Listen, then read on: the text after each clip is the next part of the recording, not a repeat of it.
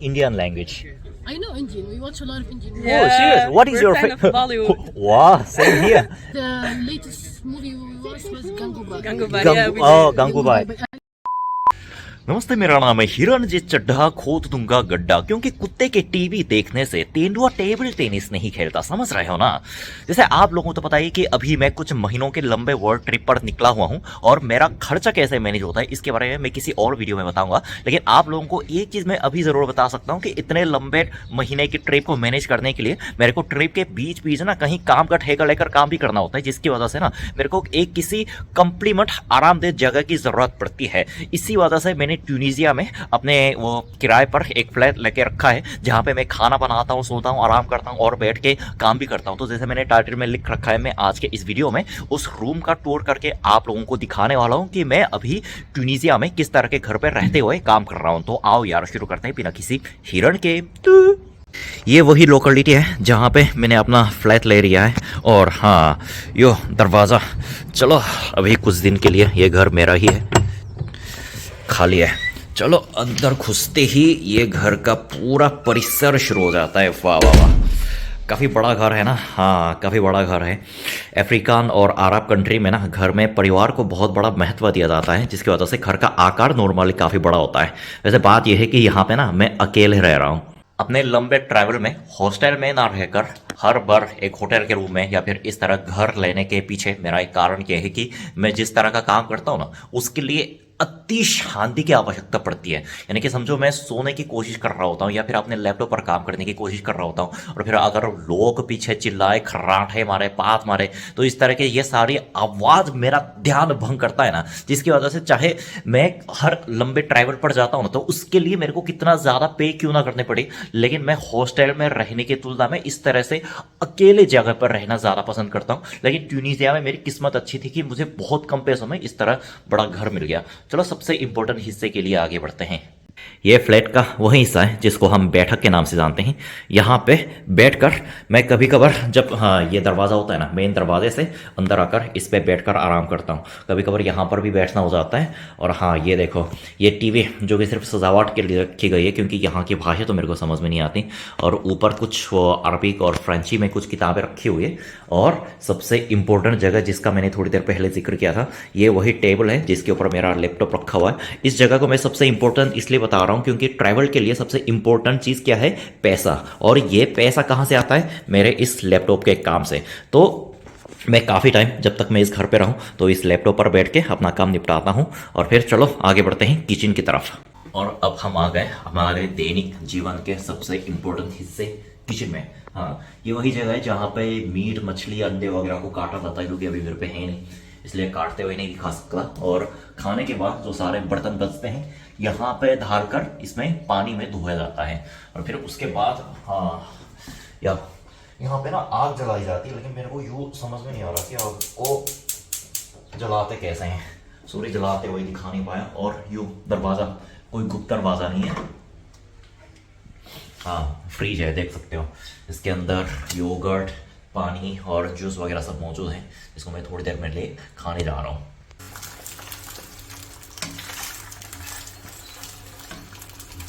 मेरा प्यारा नाश्ता सज चुका है। एक सिंपल से अंडे फ्राई के साथ 3 ब्रेड और उसके ऊपर कुछ जैम लगा कर खाऊंगा। ओह, इस तरह सिंपल सा नाश्ता करने में बहुत मज़ा आता है। इससे एक नया स्वाद भी मिलता है और दिन की शुरुआत करने के लिए ताकत भी मिलती है। कल इस सिटी का थोड़ा सा दर्शन कर लिया, आज देखते हैं कि यहाँ पे बैठकर क्या किया जाए। हो सकता है कि अपने काम के लिए विज्ञापन चलाऊं, या फिर वो कुछ वीडियो एडिट करूं, या फिर कोरिया से जो काम आए हुए हैं उसको थोड़ा निपट भी सकता हूं। चलो मैं ना इस फ्लैट की एक गजब की खासियत दिखा देता हूं। ये जो गलियारा है जहां के माध्यम से हम किचन में प्रवेश करते हैं, इसके ऊपर देखो, वाह, पूरा खुला छत है। ऑफ कोर्स खिड़की लगी हुई है बारिश वगैरह से इसको बचाने के लिए। लेकिन आप जब सुबह उठते हो तो यहाँ से पड़ने वाले आसमान की नीलिमा और सूरज के किरण, ये सारे प्राकृतिक रूप से यहाँ पे समा जाते हैं, जिससे आप एक खुशहाल सुबह की शुरुआत कर सकते हो। और देख सकते हो कि यहाँ के दीवार पर कुछ 3 पेंटिंग भी लगे हुए हैं, जिसका मीनिंग मेरे को समझ में नहीं आया। और हाँ, यहाँ पे जो पर्दा बिछाया हुआ है पर्दे को निकालने पर एक बैल्कनी सामने आ जाता है। इस लिविंग रूम के एक कोने में लगे इस रहस्यमय दरवाजे को जब खोलता हूं तो मेरा बेडरूम शुरू हो जाता है। टैरारैंटां। हाँ, ये वही बिस्तर है जहाँ पे कल रात को मैं जस्ट सो के उठाऊं और उठने के बाद मैंने ये बिस्तर को व्यवस्थित नहीं किया, जिसकी वजह से अब ये थोड़ा गंदा लग रहा है। हाँ, और यहाँ पे ना दो आप देख सकते हो छत पे। एक चीज़ नोटिस करिए, लाइट नहीं है, जिसका मतलब ये है कि इस पूरे रूम में सिर्फ दो लाइट है और जिसको हम यहाँ से कंट्रोल करते हैं। हाँ, ये नहीं, हाँ इससे कंट्रोल करते हैं, इससे ऑन ऑफ होता है। और ये भी इस घर के हर एक कोने में, हर एक रूम में कुछ ना कुछ पेंटिंग लगा हुआ है।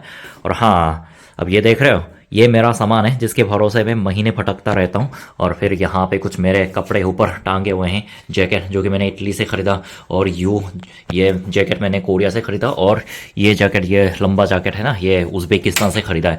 जैसे कि मैं दुनिया में अभी तक वो 24 देशों में ट्रैवल कर चुका हूँ। मेरे कपड़े ऐसे मिक्स रहते हैं, कभी कोरिया के, कभी उज़्बेकिस्तान के, इटली के, इंडिया के। और हाँ, ये मेरे रूम के मेरे पसंदीदा हिस्सा है कि खिड़की के बाहर का व्यू काफ़ी अच्छा है। चोर को रोकने के लिए इस तरह से वो लोहे का कुछ काम किया हुआ है, लेकिन जब मैं वो खिड़की खोल कर ना सुबह उठता हूँ तो पूरी पर्याप्त मात्रा में रोशनी मेरे बेडरूम में आकर घुसती है। और हाँ, ये देख सकते हो, लाइट भी इस रूम के साथ काफ़ी अच्छे से फिट होती नज़र आ रही है। मैं थोड़ी देर लेट के यहाँ पे सो जाता हूँ, फिर उठकर आप लोगों को आगे का वीडियो दिखा देता हूँ। और अब दोपहर के 3 बज गए और मैं कहाँ आ गया हूँ, रेस्टोरेंट में। वैसे वीडियो में ना मैंने एक चीज़ नोटिस करी है कि ट्यूनीसिया में मैंने आप लोगों को यहाँ का लोकल खाना खाते हुए नहीं दिखाया, जिसकी वजह से अभी मैं ट्यूनीसिया के ट्रेडिशनल रेस्टोरेंट में आ गया हूँ और मेरे सामने ट्यूनीसिया का ट्रेडिशनल खाना आ गया है। ये देखो, ये वही ट्रेडिशनल फूड है ट्यूनीसिया का जो कि मैंने ऑर्डर किया, और इसको ब्रेड के साथ खाया जाता है। लाल रंग मेरे को सही में बहुत पसंद है, जो कि ये बयां कर रहा है कि ये टमाटर से बना कुछ होगा। मेरे को टमाटर बहुत पसंद है, तो जाहिर सी बात है कि इसका स्वाद भी बहुत ही बढ़िया रहेगा।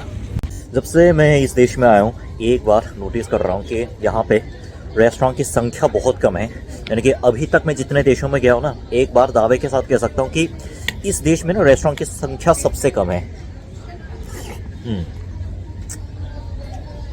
पूछने पर पता चला कि यहाँ पे ना ज़्यादातर अपने घर के अंदर ही खाना बनाकर खाने का कल्चर है।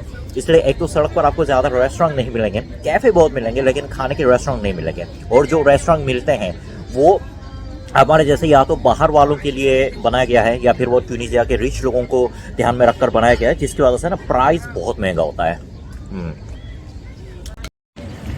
बहुत प्यारी बिल्ली है। मैंने इसको कुछ खाने का टुकड़ा दे दिया तो मेरे नीचे ही आकर बैठ गई।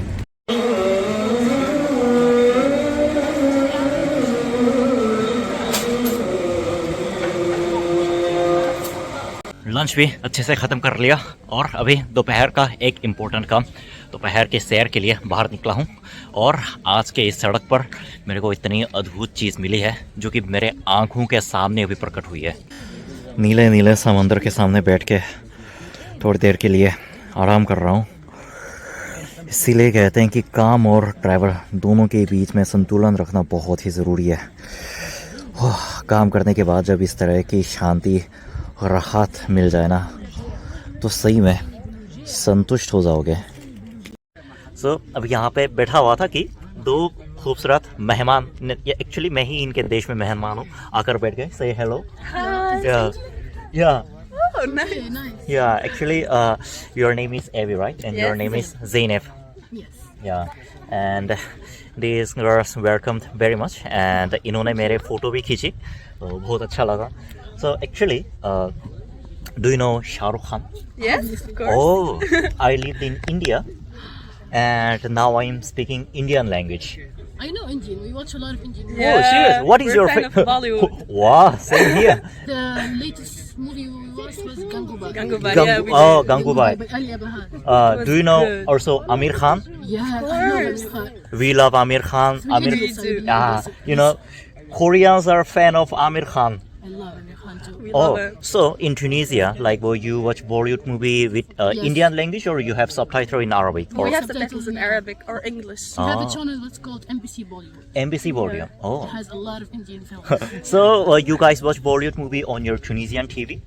Yes, it's not technically not Tunisian TV. Tunisian, It's in Arabic. Yeah. No, no, like I'm talking about in In Tunis? No. no, no, in your home you have Yes, TV yes, and you yes. can watch. Yes, and Netflix too. Okay, ये बहुत आश्चर्यजनक बात है कि इनके घर पे जो टीवी लगी है उन पर हिंदी बॉलीवुड की मूवी आती है. हाँ, actually my viewers are from India and Wow, actually namaste. Namaste. Namaste. I'm working as a translator for Korea, between Indian language and Korean. Yeah, Nice, nice. and my viewers will love your reaction since you love Amir Khan, Shah Rukh Khan, I love Bollywood. Deepika Padukone. Oh, she's Stunning. a diva. I love her. Viva, wow.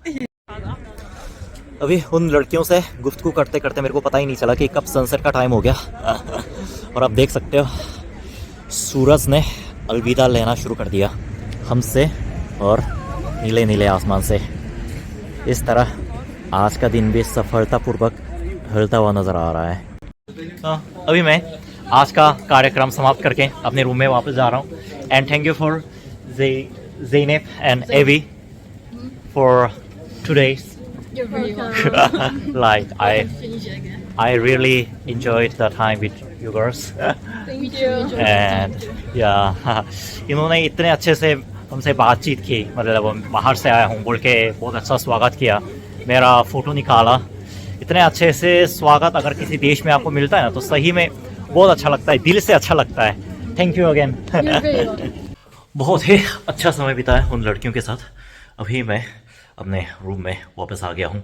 शानदार मस्त ज़बरदस्त flat के सामने, दरवाजे के सामने कोई है, कोई है. अबे कोई तो नहीं है यार, और वैसे भी है भी तो क्या कर लेंगे यार. अभी फ्लैट खाली पड़ा है, अंदर बुला के दारू पार्टी कर लेंगे.